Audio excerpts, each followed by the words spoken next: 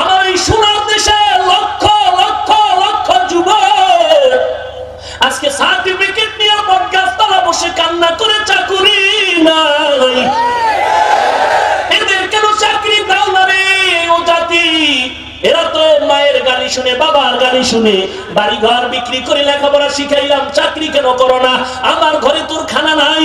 ছেলেটা নিরুপায় হয়ে সার্টিফিকেট পকেটে নিয়ে কান্না করে, বাধ্য হয়ে আমার যুবক ছেলেটা বাধ্য হয়ে প্রিজিং করে, আমার ছেলেটা পেটের ধান্দায় মা বাবার গালি শুনে বাধ্য হয়ে একসময় অস্ত্র হাতে নেয়, চাঁদাবাজি করে।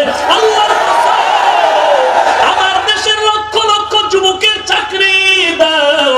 যদি যুবক বেকারত্ব দূর করে চাকরি পায়, আমি চ্যালেঞ্জ করে বলি 75% টিচিং বন্ধ হয়ে যাবে। এই যুবকে চিল্লানো না, তোমাকে চিল্লানো, আমগো দিয়ে চিল্লাও কেন? তুমি নাকে তৈল দিয়ে ঘুমাও না? তোমরা চিল্লায় বলো না কেন যে হুজুরকে টেনশন বাদ দিয়ে আমগো চাকরি দাও?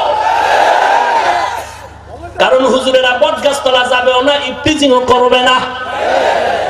কি যারা করবে এবং তাড়াতাড়ি চাকরি দাও। কারণ এই ছেলেটা সকাল 8টায় যদি ডিউটিতে ঢুকে বিকাল 4টা পর্যন্ত যদি ডিউটি করে, জান ফেলে বাসায় যেতে যেতে রাত 8টা, গোসল করে ফ্রেশ হয়ে ঘুমিয়ে পড়ে যাবে, ফজরের সময় উঠে আবার দৌড় 8টায় ইফতিজিং করার টাইম করি। হুজুর গো মাথা তার মারছিরা, বুদ্ধি আছে? সব বুদ্ধি টুপি ছাড়া। বউ তালাক দিয়েই কয় মাথা ঠিক ছিল।